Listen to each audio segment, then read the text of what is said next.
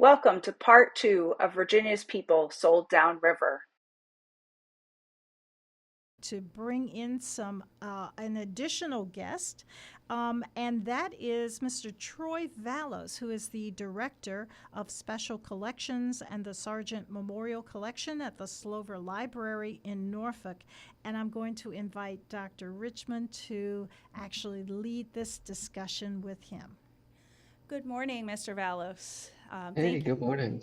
Thank you so much for taking the time to talk. We worked closely together for the last 4 Yes. years. So can you tell me a little bit about what ignited your interest on this topic and why you started working on this important project? Uh, well, it started with a whimper. It started with a single question.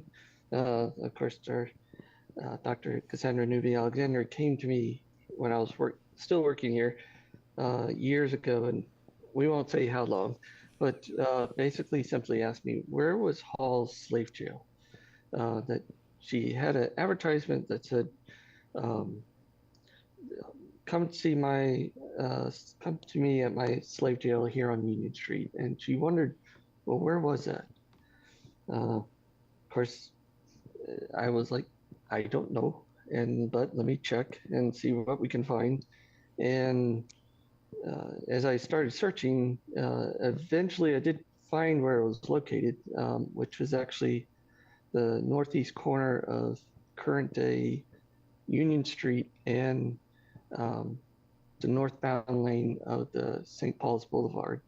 Um, so, and then it also, again, as a student history, having just recently completed my master's at Old Dominion, that I got curious about, couldn't find anything else about like Norfolk's role in the domestic slave trade. That when I started looking at the local text about our history, hardly nothing was ever mentioned about it. I think you were lucky enough to get, well, we knew there was a slave pen, or we knew that Solomon Northrop was aboard the Orleans, that he stopped here.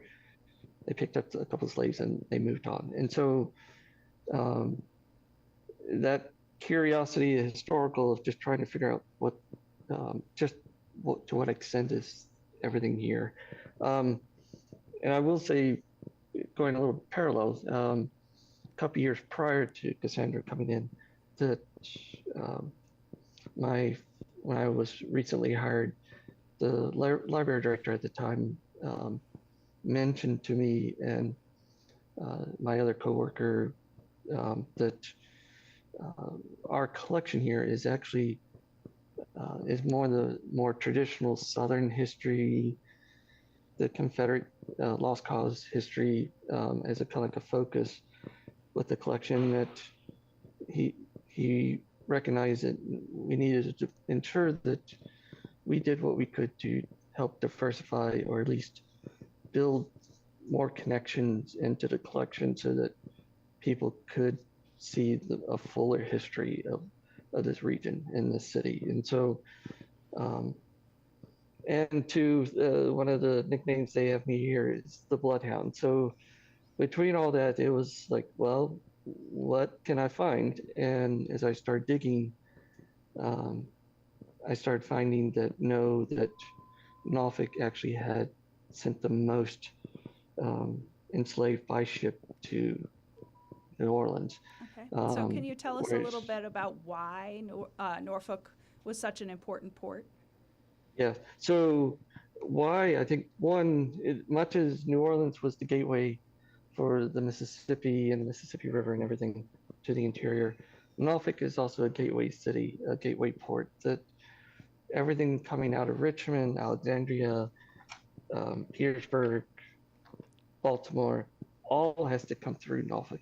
A lot of times, some of the ships could go straight past us, and a lot of them did. But with Norfolk here, that it served as as I said, a gateway that a lot of the stuff could be brought here, put on ships, and with its proximity its geographic location along the eastern seaboard, where it's literally in the middle. So you could literally be in New York City in 2 days by ship, or you could be in Charleston or Georgia in like 2 days. And so it was easy for us to get people to other places quickly. And I think hence why switching to truck farming that in the 1800s, that proved to be, we had ready markets within 2 days of produce. So, but also too is that, and I would even say it's an important port because also the participants and its connections with history, like state, national, international, that our citizens actually played major parts in the stories of what we hear today of like Uncle Tom's Cabin, the Norfolk police officer who moonlighted as a fugitive slave hunter, basically got Harry Beecher Stowe, learned of him and his experience as a fugitive slave hunter, and used him as the archetype, as the poster child of what a typical slave hunter, and used him in her book. Of course, as I said, Solomon Northrop, so 12 Years a Slave. You also have some of the successful uprisings, slave uprisings aboard the ships, so the Creole. And then also you have Liberia, ships leaving from Norfolk to Liberia to start with the African American Colonization Society. So so geographically, but also just importance to history. So, can you tell us a little bit about the records that exist and that we've been using to help find people who were sold from Norfolk? So that is where things get quite interesting, is that in a way, there's hardly any surviving records, what we consider of receipts, ledgers, anything of that nature, that a lot of times, basically all the history I've been using, all the history that we've been creating basically has been built on deeds, property deeds. There's been maybe one or two slave sales that have been recorded in the deeds, newspaper accounts, newspaper advertisements, and then the slave